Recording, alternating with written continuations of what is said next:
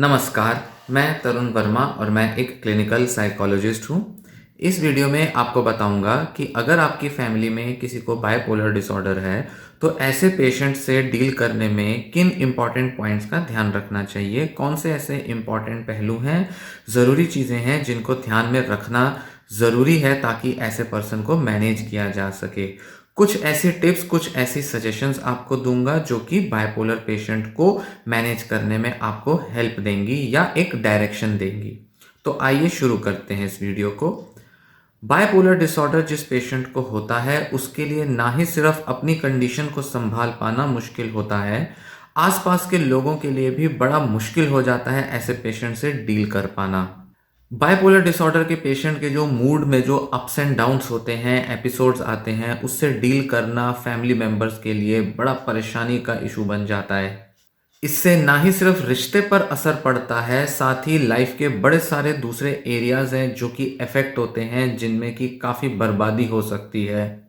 जब इस पेशेंट को मेनिक एपिसोड आते हैं, तो फैमिली मेंबर्स और उस पेशेंट को भी बड़े सारे ऐसे एक्सपीरियंसेस से गुजरना पड़ता है जहाँ पर बहुत ही रेकलेस से डिसीजंस लेता है पेशेंट, मतलब बिना सोचे समझे बहुत सारे निर्णय ले लेता है। बहुत ज़्यादा उत्तेजित, बहुत ज़्यादा एक्साइटेड रहता है, तो बहुत ओवर एक्टिव रहने की वजह से दूसरे लोगों की नींद खराब हो सकती है, क्योंकि पेशेंट भी कई बार कई कई दिन तक, कई कई रातों तक सोता नहीं है। बहुत ज़्यादा बातें करता है, बड़ी बड़ी बातें करेगा, शोर करेगा, शाउट करेगा। ऐसे में दूसरे लोगों के ऊपर बड़ा स्ट्रेस आता है। पेशेंट जो है वो अपने फैमिली मेंबर से बहुत सारी डिमांड खड़ी करने लगता है और गुस्से के भी बहुत ज़्यादा आउटबर्स्ट होने लगते हैं। और एक बार जब मेनिया का एपिसोड चला जाता है, तो उसके बाद भी काफ़ी सारी परेशानियों का सामना करना पड़ता है, क्योंकि उसके बाद फिर डिप्रेसिव एपिसोड अक्सर देखने में आ जाता है। एक तो बहुत सारा गिल्ट है जो पेशेंट को पकड़ जाता है, क्योंकि वो अपने मेनिक एपिसोड में किए हुए एक्शंस को लेकर बहुत गिल्टी फील करता है। फिर उसके बाद अपने रोज़मर्रा की रिस्पॉन्सिबिलिटीज़ और काम करने की जो ताकत ख़त्म हो जाती है, उसके वजह से भी फैमिली मेंबर्स को बड़ा मुश्किल हो जाता है डील करना। तो एक तरफ मेनिक एपिसोड था जहां अपनी परेशानियां थी, फिर उसके बाद मेनिक एपिसोड जाता है, डिप्रेशन का एपिसोड आता है, फिर उसके बाद और नई परेशानियां हो जाती हैं। तो ऐसे में फैमिली मेंबर्स को बड़ी डिफ़िकल्ट कंडीशंस और बिहेवियर से डील करना पड़ता है। तो देखने में ऐसा लगता है जैसे कि ये तो बड़ी ही डिफ़िकल्ट कंडीशंस हैं, शायद कभी मैनेज हो ही नहीं पाएँगी, शायद ये ऐसी ही आती-जाती रहेंगी, शायद अप्स एंड डाउन्स आते-जाते रहेंगे और पेशेंट के साथ डील करना हमेशा सरदर्दी रहेगी। कुछ लोगों के लिए ये होता भी है, पर अच्छी बात ये है कि अगर अच्छे से रेगुलरली ट्रीटमेंट लिया जाए, सही दवाइयाँ मिलती रहें पेशेंट को, उसको काउंसलिंग, थेरेपी मिलती रहे और फैमिली और आसपास के लोगों का सपोर्ट मिलता रहे, तो चांसेस बहुत अच्छे हैं कि पेशेंट एक स्टेबल कंडीशन में अपनी लाइफ गुजार सकता है। और ऐसे में जो इतनी सारी परेशानियां हैं जो कि फैमिली मेंबर्स को डील करने पड़ती हैं, वो भी कम हो जाती हैं और फैमिली मेंबर्स आसानी से पेशेंट की कंडीशन से डील कर पाते हैं। फैमिली मेंबर्स की पेशेंस, उनका प्यार, उनका सपोर्ट, वो कितना समझते हैं अपने पेशेंट को, ये सारी चीज़ें हेल्प करती हैं फैमिली मेंबर्स को कि वो अपने पेशेंट से डील कर पाएँ और उनकी रिकवरी को बेटर बना पाएँ। कभी कभी तो डिप्रेसिव एपिसोड्स में सिर्फ किसी से बात कर लेना ही काफ़ी होता है और पेशेंट की मोटिवेशन और मूड जो है वो काफ़ी इम्प्रूव हो जाते हैं। भले ही थेरेपिस्ट से बात की जाए या भले ही आसपास कुछ ऐसे फैमिली मेंबर से बात कर लेने से ही जहाँ पर वो बहुत एम्पैथी और अंडरस्टैंडिंग शो करते हैं, ऐसे में पेशेंट की मोटिवेशन बढ़ जाती है। पर अक्सर क्या होता है कि बाइपोलर डिसऑर्डर के पेशेंट की देखभाल करने में फैमिली मेंबर्स खुद को नेग्लेक्ट करने लगते हैं, खुद की ज़रूरतों को नकारने लगते हैं, उनको तवज्जो नहीं देते। ऐसे में धीरे धीरे उनकी मेंटल हेल्थ भी ख़राब हो सकती है और फिजिकल मेंटल हेल्थ के जो भी इश्यूज आ रहे हैं, ऐसे में इनसे डील करने में लाइफ का पूरा बैलेंस बिगड़ जाता है और कई तरह की परेशानियां खुद भी मोल ले लेते हैं। इसलिए इस बैलेंस को बनाए रखना ज़रूरी है और अपना लाइफस्टाइल मेंटेन करना ज़रूरी है, ताकि फैमिली मेंबर्स पेशेंट के प्रति ताकत महसूस करें और उससे डील कर पाएं। तो कुछ ऐसे ही तरीके, या ये कहें कि कुछ ऐसे इंपॉर्टेंट पॉइंट्स जो कि दिमाग में रखने ज़रूरी हैं बाइपोलर डिसऑर्डर के पेशेंट से डील करने में, वो मैं अब आपको बताऊंगा। सबसे पहला और सबसे इंपॉर्टेंट पॉइंट, पहलू और एक टिप जो कि बताऊंगा, वो ये कि बायपोलर डिसऑर्डर के बारे में अच्छे से जानकारी लें, उसके बारे में लर्न करें, अंडरस्टैंड करें। सबसे पहला, सबसे इनिशियल और सबसे ज़रूरी स्टेप कि जिस बीमारी से आप डील कर रहे हैं, पहले उस बीमारी के बारे में पूरी अच्छी इंफॉर्मेशन, नॉलेज ले लें। सिम्टम्स क्या हैं, ट्रीटमेंट क्या होते हैं, ट्रीटमेंट कैसे काम करता है, सिम्टम्स में कैसे उतार चढ़ाव आते हैं, बायपोलर के टिपिकल सिम्टम्स कौन से हैं और एटिपिकल सिम्टम्स मतलब जो कि आमतौर पर पेशेंट्स में दिखाई नहीं देते, वो किस टाइप के सिम्टम्स होते हैं। आपका जो फैमिली मेंबर है उसके कौन से सिम्टम्स बायपोलर के सिम्टम्स हैं और कौन से कुछ दूसरी कोमॉर्बिड कंडीशन के सिम्टम्स हैं, जैसे कि उसके अंदर ओसीडी हो सकता है, एंजाइटी प्रॉब्लम्स हो सकती हैं, सब्सटेंस अब्यूज मतलब शराब ड्रग्स की आदतें होना, वो वाली प्रॉब्लम्स हो सकती हैं। तो कोमॉर्बिड कंडीशंस कैसे काम करती हैं, वो किस तरह से पेशेंट के बायपोलर को सीवियर करती हैं, ड्रग्स अल्कोहल लेने से पेशेंट की कंडीशन पर क्या असर आएगा, पेशेंट के सेक्सुअल बिहेवियर्स पर क्या असर पड़ता है, पेशेंट के जो पैसा खर्च करने को लेकर बड़े बड़े प्लान्स और बड़े बड़े आइडियाज जो मैनिक एपिसोड में आते हैं वो क्यों कैसे आते हैं, उस टाइम पर क्या किया जाना चाहिए। ये सारा जो पेशेंट को मैनेज करने में जो जरूरी एस्पेक्ट्स होते हैं, जो कि उसके लक्षणों, उसके कंडीशन से जुड़े होते हैं, इनके बारे में अच्छे से जानकारी ले लेना बेहद जरूरी होता है। नहीं तो फैमिली मेंबर्स समझ ही नहीं पाते कि पेशेंट से डील कैसे करें और वो ऐसा करते क्यों हैं। जितना अच्छे से आप बीमारी को समझेंगे, सिम्टम्स के डिफरेंट डिफरेंट जो नेचर होते हैं, उनके जो लेवल्स इंटेंसिटी होते हैं उसको समझेंगे, उतना अच्छे से पेशेंट को अलग अलग टाइम पर डील कर पाने में आपको मदद मिलेगी। नेक्स्ट इंपॉर्टेंट पॉइंट कि आप अपने फैमिली मेंबर मतलब जिसको बायपोलर डिसऑर्डर है उसको एंकरेज करें कि वो अपनी हेल्प के लिए आगे किसी प्रोफेशनल की तरफ अप्रोच करें। जितना जल्दी बीमारी को डायग्नोस कर लिया जाता है उतना ही अच्छा उसका प्रोग्नोसिस होता है, मतलब उतने अच्छे चांसेस हैं कि डॉक्टर्स भी सटीकता से बता पाएं कि पेशेंट की कंडीशन को वो कितना इंप्रूव कर सकते हैं। कई कई सालों तक कई बार पेशेंट अपने ट्रीटमेंट शुरू ही नहीं कर पाते क्योंकि कई बार तो डायग्नोसिस ही नहीं मिल पाता। ऐसे में प्रोग्नोसिस पुअर हो जाता है, मतलब डॉक्टर्स कम कॉन्फिडेंस के साथ बता पाते हैं कि पेशेंट का फ्यूचर कैसा होगा, कितना इंप्रूव करेगा, कितनी सीवियर जाएगी प्रॉब्लम। ऐसा कम कॉन्फिडेंस से बताएंगे अगर टाइमली ट्रीटमेंट शुरू नहीं हुआ। तो पेशेंट को किसी भी तरह से मोटिवेट करके ट्रीटमेंट के लिए या शुरुआत में तो डायग्नोसिस के लिए एटलीस्ट डॉक्टर्स को कंसल्ट करने के लिए मोटिवेट करें, चाहे वो डिप्रेशन के फेज में हो या चाहे मेनिक फेज में हो। किसी तरह से उसको डॉक्टर्स के कांटेक्ट में लाएं और उसका जितना जल्द से जल्द दवा शुरू की जाए उतना अच्छा है। स्टेबलाइज करने में कंडीशन को काफ़ी मदद मिलेगी। इस भूल में ना रहें, ये गलती ना करें कि शायद बिना इलाज के पेशेंट ठीक ठाक हो जाएगा, या इस भूल में भी ना रहें कि शायद थोड़ा टाइम दवा लेने से अब पेशेंट ठीक हो गया क्योंकि कुछ सिम्टम्स उसके चले गए हैं, तो शायद अब वो बिना दवा के भी हमेशा अपनी कंडीशन को मेंटेन कर लेगा। इस भारी गलती को करने से बचें क्योंकि कई बार लोग अपनी कम इंफॉर्मेशन की वजह से, ठीक तरीके से जानकारी ना होने की वजह से ये गलती कर जाते हैं। नेक्स्ट इंपॉर्टेंट पॉइंट, अंडरस्टैंड करें उनको, उनके मन में क्या चलता है, वो क्या चाहते हैं, उनकी इच्छाएं क्या हैं, वो कब क्या गलतियां करते हैं या उनकी कंडीशन की वजह से वो क्यों मोटिवेटेड नहीं हो पाते, उनके मन में क्या चल रहा होता है, उनके लाइफ के इश्यूज क्या हैं।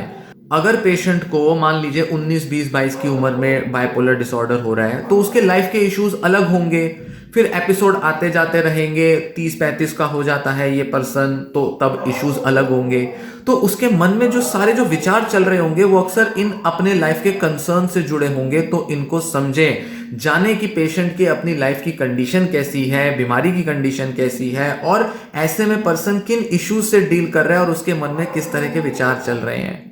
पेशेंट को ऐसा एहसास जरूर दिलाएं कि उनकी मदद करने के लिए आप उनके पास अवेलेबल हैं, और पेशेंट को इस चीज का भरोसा होना चाहिए कि अगर उनको कभी जरूरत होगी किसी की, मतलब वो चाहते हैं कि कोई उन्हें सुने समझे, तो आप उनके पास अवेलेबल रहें या वो एटलीस्ट आपसे अपनी बात शेयर कर सकते हैं, बता सकते हैं, जिसमें कि उनको धिक्कारा नहीं जाएगा, उनको क्रिटिसाइज नहीं किया जाएगा, वो ट्रस्ट के साथ आपको अपनी बात अगर बताते हैं तो आप उसको सुनेंगे, समझेंगे। भले ही आप कुछ सॉल्यूशन देने की कंडीशन में ना हो, शायद हो सकता है कि आपके पास कोई बहुत बड़े सॉल्यूशंस ना हो, पर एटलीस्ट आप सुनने के लिए अवेलेबल हैं उनकी प्रॉब्लम्स को, ये उनको भरोसा होना चाहिए, एश्योरेंस होनी चाहिए। सिर्फ ऐसा नहीं कि आप बस उनकी ज़रूरतें पूरी कर रहे हैं, खाना पीना रोज़ उनको दिया जा रहा है, पैसा खर्च किया जा रहा है तो बस काफ़ी है, नहीं। मेटीरियलिस्टिक ज़रूरतों के बेसिस पर पेशेंट की कंडीशन और उसकी ज़रूरतों को पूरा करने के साथ आप अपनी जिम्मेदारी को बस इतना ना समझें। आपकी जिम्मेदारी ये भी बनती है कि आप पेशेंट के कंडीशन को समझते हुए उनको आगे बढ़ने में, हौसला देने में उनके साथ बने रहें, उन्हें सपोर्ट देते रहें। पेशेंट अक्सर जब बायपोलर के इन फेजेस से गुजर रहा होता है, उसके मन में अक्सर ये रहता है कि वो दूसरों पर बर्डन है। दूसरे जो हैं वो शायद उन्हें टॉलरेट नहीं करते, उन्होंने दूसरों का बहुत नुकसान किया है। खासकर मेनिक एपिसोड में जो इतना नुकसान कर चुके होते हैं, डिप्रेशन में उसकी भरपाई कर रहे होते हैं, अपने को और ज्यादा नेगेटिव बना लेते हैं। भरपाई मतलब कि वो उसका गिल्ट लेने लगते हैं। ऐसा लगता है उनको कि जैसे वो जो भी मैंने किया उसका एक ही तरीका है उसकी भरपाई करने का, कि अब मैं गिल्ट में आ जाऊं, मैं अपने पर अफसोस जताऊं, मैं सबसे माफी मांगूं क्योंकि मैं जीने के लायक नहीं हूं, मैं दूसरों पर बर्डन हूं। तो ऐसे में ये सब सोच सोच के वो दूसरों के प्रति बड़े गिल्ट से, बड़े क्षमा मांगने वाले भाव से भर जाते हैं।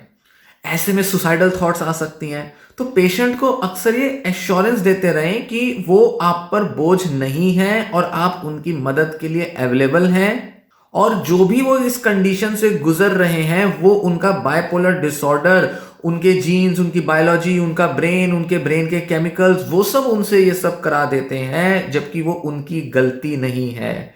वो खुद गुनहगार नहीं है किसी तरह से। तो इसलिए अपने को बर्डन ना महसूस करें और आप उनके सपोर्ट में अवेलेबल रहें, और जो भी आपसे बन सकता है वो आप करने के लिए तैयार हैं, जो भी आपकी लिमिट्स या कैपेसिटी में पॉसिबल है।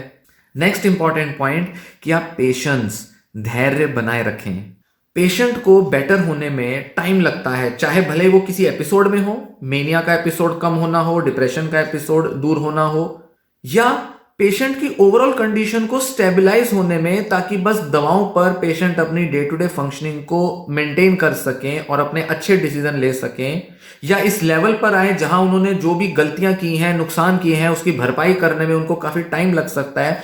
तो एक बेटर स्टेबल कंडीशन में आने में पेशेंट को कई साल लग सकते हैं। तो ऐसे में फैमिली मेंबर्स को बहुत पेशेंस रखनी पड़ती है, बहुत धैर्य बना के रखना पड़ता है।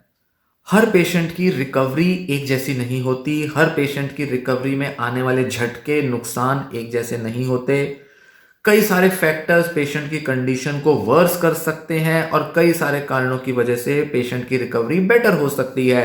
तो रिस्क और प्रोटेक्टिव फैक्टर्स को ध्यान में देते हुए, मतलब रिस्क फैक्टर्स वो जो पेशेंट की कंडीशन को बिगाड़ते हैं, और प्रोटेक्टिव फैक्टर्स वो जो पेशेंट की कंडीशन को बेटर बनाते हैं, इनकी पहचान और इनकी समझ करते हुए पेशेंट के साथ पेशेंस बनाते हुए उसको बेटर डायरेक्शन में ले जाने के लिए उसको प्रोत्साहित करते रहें और पेशेंस के साथ उनसे डील करें।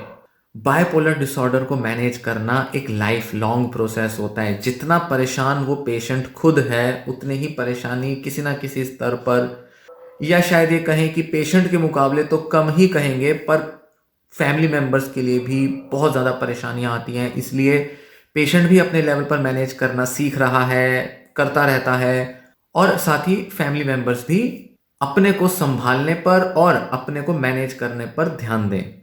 जिन लोगों को बायपोलर डिसऑर्डर होता है, बड़े सारे रिसर्च बताते हैं कि फैमिली मेंबर्स के और अच्छे प्रोफेशनल्स की मदद से वो काफ़ी अच्छा और काफ़ी जल्दी रिकवर कर लेते हैं, मतलब स्टेबल कंडीशन में आ जाते हैं। ऐसे में उनके बार बार एपिसोड्स के रिलैप्स भी नहीं होते, मतलब कम उनके एपिसोड्स आते हैं डिप्रेशन या मेनिया के, और सिम्टम्स भी जब आते हैं तो माइल्ड आते हैं, उनकी डिसीजन मेकिंग बेटर हो जाती है। तो ये तभी हो पाता है जब उनको अच्छा सपोर्ट मिलता रहे। एक अक्सर प्रॉब्लम देखी जाती है या एक इशू देखा जाता है कि फैमिली मेंबर्स में भी कई तरीके की गिल्ट, शेम वाली फीलिंग्स आ जाती हैं। उनमें भी गुस्सा, सैडनेस, उदासी या एंग्जाइटी पेशेंट की कंडीशन को लेकर डेवलप हो जाती हैं। तो ऐसे में पेशेंट के फैमिली मेंबर्स के लिए भी ज़रूरी हो सकता है कि वो भी प्रोफेशनल्स के कॉन्टैक्ट में आएँ, चाहे अगर उनको भी कोई एपिसोड हो जाए, क्योंकि फैमिली में ये डिसऑर्डर्स रन करते हैं, तो ऐसा ना हो कि फैमिली के कई सारे लोगों को एक ही टाइम पे डिप्रेशन, मेनिया एपिसोड चल रहे हैं। इन चीज़ों को भी मैनेज करने पर ध्यान देना है। साथ ही अगर उनको सपोर्ट के लिए किसी प्रोफेशनल साइकोलॉजिस्ट के साथ कांटेक्ट करना पड़े और रेगुलर उनके कांटेक्ट में रहना पड़े, तो इस चीज से चूके ना, इस चीज से बच के भागे ना। एक साइकोलॉजिस्ट के कांटेक्ट में रहने से, जो कि अगर सटीक तौर पे कहा जाए तो इंडिया में क्लिनिकल साइकोलॉजिस्ट के कांटेक्ट में आपको रहना पड़ेगा, क्योंकि वही मेंटल डिसऑर्डर्स, बाइपोलर डिसऑर्डर के साइकोलॉजिकल इश्यूज से डील करते हैं और पेशेंट की साइकोथेरेपी भी करते हैं या फैमिली थेरेपी भी करते हैं वो। तो फैमिली थेरेपी के लिए क्लिनिकल साइकोलॉजिस्ट को जरूर अप्रोच करें और दवाओं को लेकर पॉजिटिव एटीट्यूड बनाए रखें। तो ऐसे में खुद भी दवा लेनी जरूरी हो सकती है, फैमिली थेरेपी लेना जरूरी हो सकता है, या इंडिविजुअली अपने स्ट्रेसेस को डील करने के लिए इंडिविजुअल थेरेपी लेनी पड़ सकती है। सबसे पहला, सबसे इंपॉर्टेंट और सबसे जरूरी स्टेप यही है कि बाइपोलर डिसऑर्डर और उससे आने वाली समस्याओं को एक्सेप्ट करें, डिनाइल में ना रहें। ये ना कहें कि ये पेशेंट की गलतियां हैं, पेशेंट खुद नहीं समझता, उसको ये चीज़ें कितनी बार बता चुके हैं, सही गलत अच्छा बुरा क्या होता है वो ध्यान नहीं रखता, याद नहीं रखता या रखती। इस तरह से पेशेंट को धिक्कारने में, ब्लेम करने में अपना समय ना खराब करें। पेशेंट अपने मर्जी से ये सब नहीं करता, उसकी बीमारी उससे ये सब करा देती है। तो ऐसे में ब्लेम डालने की बजाय उसकी कंडीशन और उससे आने वाले जो चैलेंजेस हैं उनको एक्सेप्ट करें, उन चैलेंजेस को फेस करने के लिए तैयार रहें।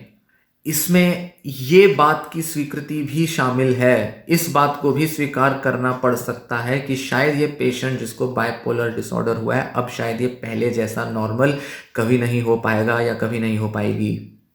एक समय था ऐसा जब इनमें कोई एपिसोड नहीं आया था, जब छोटे थे, धीरे धीरे बड़े हो रहे थे ये पेशेंट जो हैं आपके, तब तक लगता था सब नॉर्मल, सब अच्छा है, सब बढ़िया से लाइफ चल रही है, लाइफ के प्लान्स बन रहे हैं, बड़े सारे सपने देखे थे। पर बायपोलर की वजह से बहुत सारी उम्मीदें, एक्सपेक्टेशन, सपने टूट जाते हैं। तो इस बात को, इस सच को स्वीकार पाना बड़ा मुश्किल होता है कि शायद अब पेशेंट किसी ना किसी तरह से इन एपिसोड से जूझता ही रहेगा, डील करता ही रहेगा या रहेगी। तो ऐसे में उनकी कंडीशन की सच्चाई को एक्सेप्ट करना जरूरी है और इस बात को भी एक्सेप्ट करना जरूरी है कि अब जिंदगी भर शायद इस प्रॉब्लम से डील करना पड़ेगा। पर यहां पर अच्छी बात यह है, क्योंकि अगर आप किसी सपोर्ट ग्रुप के कांटेक्ट में हैं, डॉक्टर्स के कांटेक्ट में हैं, तो आप ऐसे बहुत से लोगों से मिलेंगे जो इन्हीं तरह की कंडीशन से डील कर रहे हैं और सक्सेसफुली डील कर पाते हैं। तो इन लोगों को देखकर, जानकर, इन लोगों से मिलकर आपको हौसला मिलेगा और आप समझेंगे कि आप अकेले नहीं हैं, दुनिया में और लोग भी अच्छे से डील कर रहे हैं, तो आप भी डील कर सकते हैं। इसलिए अपने फैमिली मेंबर से बहुत ज़्यादा एक्सपेक्ट करना, मतलब जिसको बाइपोलर है, बहुत ज़्यादा उसे ब्लेम करना या ऐसा सोचना कि कई बार जब वो एपिसोड के बीच में ठीक हो जाते हैं तो उनको ये कर लेना चाहिए, अब उनको अपना करियर फिर से बना लेना चाहिए, उनको शादी कर लेनी चाहिए, ये होना चाहिए। कई सारे ऐसे रिस्की डिसीजंस पेशेंट को थोपे जा सकते हैं, उसको लेने के लिए बोला जा सकता है, जिससे कि पेशेंट और ज़्यादा डिस्टर्ब हो सकता है, उसका एपिसोड ट्रिगर हो सकता है। तो इन सब चीज़ों से बचना है, समझदारी के साथ, अंडरस्टैंडिंग के साथ और डॉक्टर्स की गाइडेंस में ही डिसीजंस लेने हैं। अपने मन मर्जी से, अपने डिनाइल की वजह से कि भाई ये तो इतनी कोई बड़ी प्रॉब्लम नहीं है, अगर ये चाहे तो खुद डील कर सकते हैं, इन सब चक्रों में ना पड़ के, ध्यान रखते हुए कि पेशेंट जब स्टेबल कंडीशन में भी है तब भी बहुत से रिस्की डिसीजंस उसकी कंडीशन को बिगाड़ सकते हैं, बाइपोलर का एपिसोड ट्रिगर कर सकते हैं। तो कोई सीवियर कंडीशन ना आए, इसके लिए बेटर है कि सही डिसीजंस तब भी लिए जाएं जब पेशेंट बिल्कुल स्टेबल दिख रहा हो। तो इस वीडियो में दी गई जो भी जानकारी आपको पसंद आई हो तो वीडियो को लाइक करें, वीडियो को शेयर भी कर दें और चैनल सब्सक्राइब कर लें अगर इस तरह की और वीडियोस देखना चाहते हैं और जानकारी चाहते हैं। जो मैंने आपको बताया कि बाइपोलर डिसऑर्डर के बारे में आपको ज़्यादा से ज़्यादा जानना है, इसी टाइप की वीडियो से आप बाइपोलर की कंडीशन को बेटर तरह से समझेंगे। तो इसलिए इस तरह का जो भी चैनल होते हैं उनके साथ सब्सक्राइब करके रखें, जानते रहें, डॉक्टर्स के कॉन्टैक्ट में रहें, सुने इस तरह की वीडियोज़ और इस तरह की जानकारी को, ताकि आपको गाइडेंस मिले, सही दिशा मिले। तो ये वीडियो मैं यहीं समाप्त करता हूँ। धन्यवाद।